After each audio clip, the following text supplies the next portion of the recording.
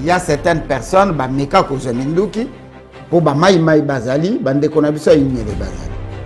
Mais la résistance ya minduki na kati ya diaspora jusque là na moni ngote nulle part. Là je parle comme moi na Congo, maître Dino Will. Résistance ya maloba oui, résistance médiatique oui, résistance ya lokumu oui, résistance ya koswana oui, résistance ya baluka na kati ya résistance minduki nyonso contre Félix qui n'a jamais dit qu'il y a la résistance. Et jusque depuis à na pouvoir apekisi na no mutu mon côté azo minduki akende na East ko libérer Congo. Ba mai kutu bazo bonde la bango pardon boyato yo kana bote kaka minduki. Voyez. Et na kati ya pareko oyetikali bazo bonga mapepo e ba umeli trop na résistance ya minduki parce que papa ngwanda avant liwana et lobin de konanga Starleta avait dit ça ouvertement que Trozasu minduki te. Tant on a eu ce qui bino 5e, 6e, 7e colonne, c'est vous. Moutuna moutou place à Bundaka sala kabepor binonde ba colonne. Moi j'ai la vidéo. Papa ngwanda lobaka yango tango bozela. Depuis que la Bible a Ève pécha, Dieu nous condamna, leur condamna de génération en génération. Est-ce que biso tozalaki? Comment ma bé Adam na Eva biso futo payant de génération en génération pour y a zanzambe yem tazara décision à punir biso abosani que l'infraction devrait être individuelle da tchona mutu na biso kozongi sa mabe na mabete pour se venger contre mundelete sambela pour na persécuteur na yo mutu a violer maman na yo buka mabolongo sambela kozongi sa mabe na mabete tikanzamba ko s'occuper na yango. Nous sommes en train de détruire notre saloperie de pays. Ba changer ba kombo na biso pour nzambo ba memela biso andi makakombo mambweni te ya mokasa te ya chilombo te ya andi makango te nzambe pour andi makombo na feza la Marie Joseph et consort. Vous venez nous parler de tel Dieu abuser na ba maman na biso ya ba combattante. Oui, résistance ya mapeka biso ndeto banda. Oui, résistance ya kowela. Oui, résistance ya récupération. Oui, biso batoto sala, biso batoto banda. Oui, ça existe. Mais Minduki, Chijing, zéro. En 2011, la diaspora au Babengi la résistance et c'est Réelia qui n'a sima UDPS. Pour nous supporter Papa Etienne Tshisekedi. Résultat, UDPS à l'axibiso que Babunde la pouvoir et pour le rôle ni le christianisme a joué dans le pays sur Bango Bakoloniza. Pourquoi ils ont été chassés en Chine? Pourquoi ils n'ont pas pu coloniser les Arabes? Parce que biso ma mentalité n'a pas trouvé. Si na 21e siècle tokoki ko vandaka wa te to lobelaka christianisme alors que muta memela biso christianisme ay ko laksa biso nzambe ayaki pona tina ya civilisation. Ngonda ekoki komboli nyonso telema.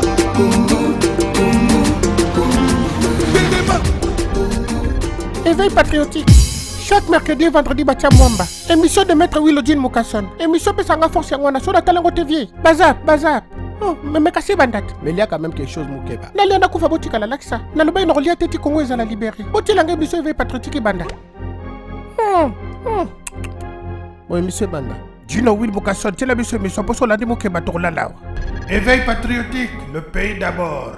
Chers compatriotes, mesdames, messieurs, Tokomi Nasuka Masolo, Bolimbi Sanga et Penza, tous 8 ans ébélé, mais tous na posa yakoyoka, tous qui na posa yakoyoka, Ndekozaki, akoka ko expliquer biso. Kombo ya pareko tangami mingi po aoti na kati ya pareko. To sali yango penza na ndenge wana te me ezalaki yango. To yambaki awa poto yoka ye. Asali plateforme na ye alobi ye ako continuer nzela ya minduki. To wuti na échec moko lamentable ya épisode ya bambula na bambula oyo to libéré Congo te pendant 20 ans. Batu oyo bachaka misolo na bango, batu oyo ba aderaki na kati ya ba plateforme, il y a eu beaucoup de défections na kati ya pareko tinezali. Soki ndako batu bazo kota akoti awomelite abimi na muto azaki na pongi il faut que la koti abimi c'est que eloko moko ezoleka na kati ya ndako wana. Batu nyonso bakota ka babima. To lobaka yango to bandi ko loba non mouvement na biso ya résistance eza bien. Mais eloko moko ezosala manakati oyo tozobomba poto ko fragiliser résistance, il faut tout le bango lelo. Bato ba comprendre que les gens ont compris. La Pareco s'est disloquée et Boti elingaki ko bota Pareco mususu mais est raté. Bazong si bango ensemble dans l'état, bazo yo kanana ntoko yo kangolo bi pande ko Martin Sibu mais bi Pareco et botami. Mutuna mutaza na choix. Na keko suka wana pona loba sikoyo na bande konanga ba résistant patriote bazo landanga. Na masolo kaka tozo solo la boyoki ndeko zaki abombita ebisi binoke na kata ba projet na ye akokende ko contacter ndeko Fayulu. Je n'ai pas hésité à rétorquer mbala moko pona yebisa ye ndeko Fayulu azalaka résistant, c'est un politicien, un fin politicien. Tant que bino bozolo bambo que za occupé, ya zolo bambo que za infiltré. Tant que bino bozolo ba soulèvement populaire, ye azo mema projet ya baloba ngo nini. Projet na ya mema qui pas ndeko Félix. Ce projet est sorti de crise. Crise nini? Point d'interrogation. Dans le moment où Kilimo Mimbe yebi que le pays est sous occupation. En 2011, la diaspora au Babengi la résistance et c'est Rélia qui n'a pas eu de pèse pour nous supporter Papa Etienne Tshisekedi. Résultat, UDPS à l'exhibition que Babundela ka pouvoir et pour maintenir Yango. Tobaluka na kati la résistance Mindu qui n'y a contre Félix qui n'a jamais dit qu'il y a la résistance. Et jusque depuis à pouvoir à Pekisina no mutu mon côté à Mindu qui a kendena East ko libérer Congo. Ba mai kutu bazo bonde la bango pardon boyato yo kana bo déposer kaka Minduki. Boyete et nakati ya Pareco o etikali bazo bonga mapepo e ba umeli trop na résistance ya Minduki parce que papa ngwanda avant liwana et lobin de Konanga Starleta avait dit ça ouvertement que Trozasu Minduki te. Tant qu'on a eu 5e, 6e, 7e colonne, c'est vous. Moutuna moutou place à Bundaka Salaka Bepor binonde ba colonne. Moi j'ai la vidéo. Papa ngwanda lobaka yango tango bozelaka. Tango bozelaka 3e, 4e, 5e colonne. En réalité, c'est vous. Balé kinanga bande konanga o bazana ba plateforme mususu mutuna mutu sika zo bunda azo constituer colonne voilà. C'est le jour que moi je me suis dit oh donc ngape na zakana kati ya colonne na barate. Alors nabandeko oyo bazo bolimbisi. Funa chat téléphone na silence pour nazo sala déjà conclusion. Nabandeko oyo bazali na kati ya résistance, la résistance oyo toyoka ya Minduki bandeko boyo kanga bien. Nazo bandela na résistance oyo toyoka ya Minduki ezalaka. Il y a certaines personnes ba meka ko Minduki pour ba mai bazali bandeko na biso inyele bazali. Mais la résistance ya Minduki na kati ya diaspora jusque-là, na nulle part. Là, je parle comme moi na Congo, maître Dino Will. Résistance Yamaloba, oui. Résistance médiatique, oui. Résistance Yalokumu, oui. Résistance Yakoswana, oui. Résistance Yabamomi, oui. Résistance Yakabusé na ba maman na biso yaba combattante, oui.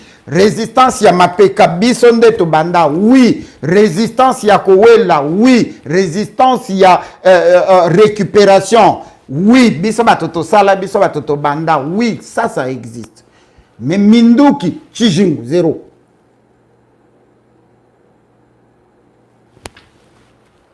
Soko zana Minduki osale la kayangote kolobate que osala ka résistance ya Minduki te. Na lobite ke mapinga bazate tous les mapinga baza na idéologie ya koza sous Minduki te bazalaka bana mike ba jeune ça fait 30 ans balembi baza déjà déclassé bana na biso tozo former bango po ba récupérer combat lobité et ndenge to lobaka wa ndenge to swanaka wa nous ne formons pas la génération oezolanda combat na biso la vraie résistance ezali contre les musiciens même pas contre le politicien parce que nous nous apprêtons à commettre derrière les politiciens. Et au moment où je vous parle, ba plate nyonso ferme nyonso boyo kaka ba résistant bazo koma déjà bazo sala ba demande ba misusu na UDPS ba misusu na SID et pas yemoko président élu ba misusu na Lamuka dans son ensemble ba misusu et pas il y a comment il s'appelle il y a président Bemba ba misusu et pas il y a Moïse Katumbi na minute yo nazana ba kombo oyo naza obligé à kotanga te po euti pa na ngate euti bato bazo pesanga ba information. Et la chose la plus malheureuse ndenge to vandi na bino awa na kati éveil patriotique ba résistant oyo ba beta katolo bango ba kolo résistant ils appellent les gens na mutu lokola yo kinda kolanda djino wana eloko ni na malonga lo ba kuna aventurier wana parce que bazo banga kesuka ba kombo na bango ko bima na ba aventure ba ya ko sala na kombo ya résistance. Bango nyonso bazo s'apprêter ba mitia sima ba politicien pourquoi n'andesika balia ka moi kitoko politicien bengi oui nazo ya na kosala naza intention ko sala conférence mongo na Paris mais est-ce que ba combattant ba hotel mais oh non biso ba toto contrôler combat na na hotel mais là yo mutute yaka président yo solo la ka to bonga ma déjà to bonga sabato musala boyo kaka ba résistant yango wana et na challenger bango so nazo buka lokuta tozala kanango pe belete ya ba plateforme ba résistance boya plateau yango toko solo ande ko zaki to soni na to solo le to poser ba question lobi to ko na bino avec ndeko na biso Martin Sibou au moins changement et pas to ko ya ko yoka les vérités avec Martin Sibou to ko ya ko yoka ba vérité oyo et bomba na eza ko sala que non to le baba vérité te ko fragiliser combat non. Peuple congolais alinga zongi sa confiance na pareko alingi akota na bipareko alingi akota na mapareko na tatikoreko il faut ayoka il faut ayeba. Arrêtez de vous en prendre à moi. Et batunyo so bazo kende ko benga basho disant résistant nazo yoka muto ya jino nalinga ikutu na yambo na émission na nga me mutu boya benga lobi na nga na meka ko yambo te d'ailleurs a proposé nga $100 pona yamba yo na émission na nga te omoni buzo ba nga ebisa kabino que ce sont des aventuriers. Maman Élisée Dissoueme à qui nous disons bonjour président Dissoueme et les autres vous allez qui belé na YouTube comme na Facebook na suki si awa poza conclusion te na ko continuer conclusion na nga lobi mais pona suki sana ngina loba na bande konyo so boyaka koloba kozwa maloba awa na éveil patriotique boyeba que Congo eza laïque bosala makasi po boyaka kote ya biso Bible ete la colonisation mentale du peuple congolais et en particulier il y a l'homme noir et banda na traite de noirs. Nalingi kutu kolobate na vers 1400 ans ba Libye ba créer christianisme na bango kuna ba mandi ko ya na yango bazwa ki révélation en Zambété. Le christianisme a été créé comme ba plateforme nyonso oyo toyokaka. Le franc-maçonnerie et bima na kati ya christianisme parce que ce sont les maçons qui construisaient les églises l'épanouissement ya christianisme qui se sont transformés ba sali alliance na bango lelo ba koma ba franc-maçon. Et rôle nini le christianisme a joué dans les pays nyonso bango ba coloniser. Pourquoi ils ont été chassés na Chine? Pourquoi ils n'ont pas pu coloniser les Arabes? Parce que biso ma mentalité na biso ils a troué. Si na 21e siècle tokoki ko vanda ka wa te to lobelaka christianisme alors que muta memela biso christianisme ay ko laksa biso nzambe ayaki pona tina ya civilisation a contrôler bino akuti bakoko na biso bazalaki na ba pharmacie traditionnelle yé a créé pharmacie na yé azuka ka la même nzete ba même misisa ba même makasa atiango na laboratoire asaliango sirop asaliango comprimé po ya côté kelo ayebisio ke nzambe azali contre kisi na bino ya bokoko. La kisi ya bokoko ne veut pas dire la sorcellerie, kisi ya bokoko lingi koloba la pharmacie traditionnelle qui est à la base de plantes. Cette personne a créé des épidémies de maladies. Cette personne qui nous a mené la Bible nous a assujettis.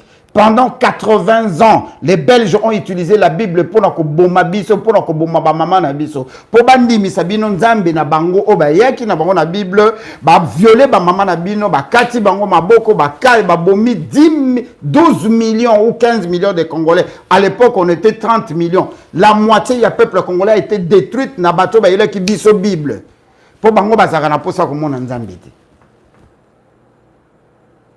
Ba tchena mutu na biso kozongi sa mabe na mabete pour se venger contre mundelete sambela pour na persécuteur na yo mutu a violer mama na yo buka mabolongo sambela kozongi sa mabe na mabete tikanza ba ko s'occuper na yango. Nous sommes en train de détruire notre saloperie de pays. Ba changer ba kombo na biso pour nzambo ba memela biso andi makakombo mambweni te ya mokasa te ya chilombo te ya andi makango te nzambe pour andi makombo na feza la Marie Joseph et consort. Vous venez nous parler de quel Dieu?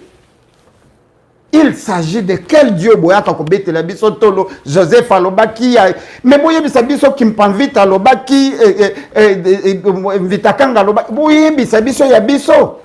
Nous ne connaissons même pas lelo bana génération ya lelo bayebi kutu nzinganko voté. Mais tuna bango bakoyebiso qui est Jeanne d'Arc. Tuna bango bakoyebisa yo qui est Abraham, Isaac et Jacob qui n'étaient même pas des chrétiens. Tous ces gens-là n'étaient pas des chrétiens. Abraham, ce n'est pas un non-chrétien. Bandekolobi dimanche avant une émission, je pense que Fnatea. Arrêtez de faire cette émission, place à quoi côté à Kabiso Bible. Ndekozaki. Bobomba ba religion na bino boye ba kebato bazolanda bino bango nyoso bandimela kabilo ko wanate. Arrêtez de nous donner des exemples. Yesu alobaki na Abraham, Ibrahim, Yebisi na Jacob, ça ne nous concerne pas. Le pays là est détruit par le Vatican. Le Congo, hein, notre pays, je m'excuse, est détruit par le Vatican. Et le Vatican, il tue, il viole. Ce sont des pédophiles, ce sont des homosexuels. Ils font tout.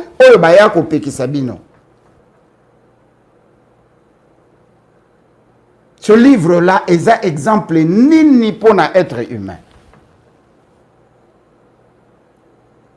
Si vraiment et si Dieu a fait écrire la Bible, et les que la kanga bandekubo zongo mabete boza ba chrétien oui, mais na lingi boye ba keso bo bimi na ba place publique bo bomba kana likambo parce que mboka na biso bato ba détruire rango eza bato ba yele biso nzambe wana.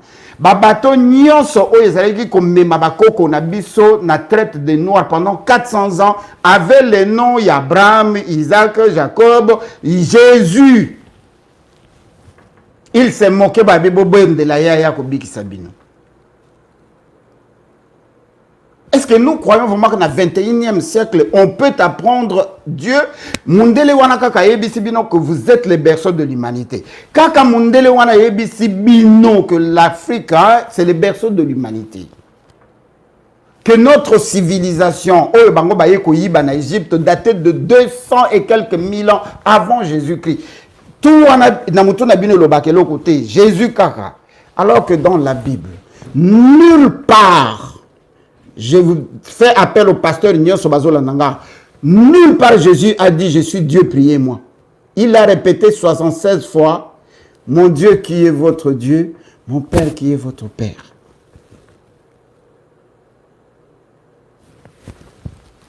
Arrêtons cette ignorance. Le Congo, ils ont détruit par les Israéliens, les Américains, le Vatican, et vient la communauté européenne. Ils viennent nous tuer. Bato balingi binote na mokili. Bato basali projet na zanangwa wa toute une émission na sali bino pona yebisa bino d'où vient le projet. Banda 1716 à 1834, tant que Thomas Malthus a déclaré élimination y a bateau sur terre. C'est un chrétien. En commençant par l'homme noir. Ce n'est pas au siècle y a quoi la religion. Ne confondons pas la spiritualité et la religion. Et le christianisme a détruit le Congo. Parce que tout le peuple est devenu ignorant, complètement. Moi, je ne viens pas presser le kimbanguiste ici, même ceux qui n'ont pas Kanzimba Kimbangu, parce que c'est une chanson dans laquelle on cite les noms Yaba Ayo Nabiso. bayebisi yo ke koko na yo bakoko na bino nyonso bazalaka bandoki kotanga kombo na bango te, ignorant que dans 200 ans yo kozala koko. Il faut bana na biso na bana ya bana na biso ba considérer que cette période que nous vivons en ce moment toza bandoki. Nyonso tozolo bana ya bana na biso ba koya dans 200 ans, il faut pas considérer biso que toza bandoki toza ba sorcier. Et vous croyez à ça, bovandi na bandako.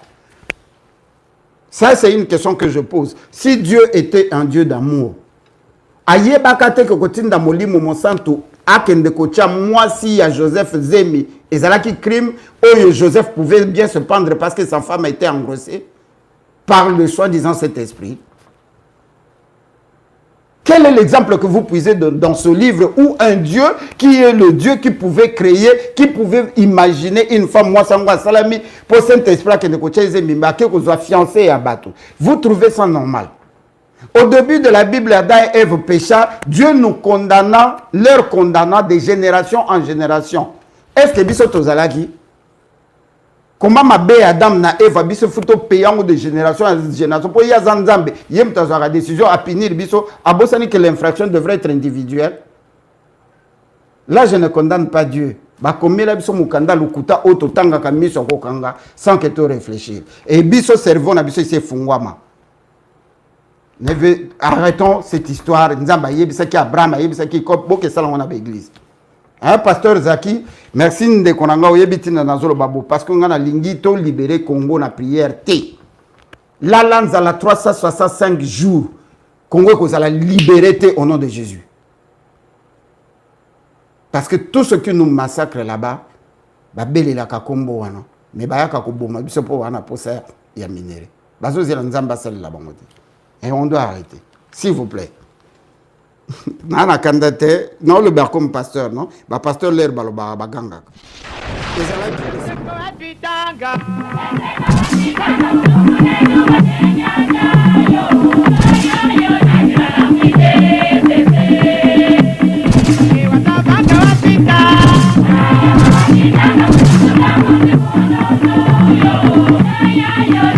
Oh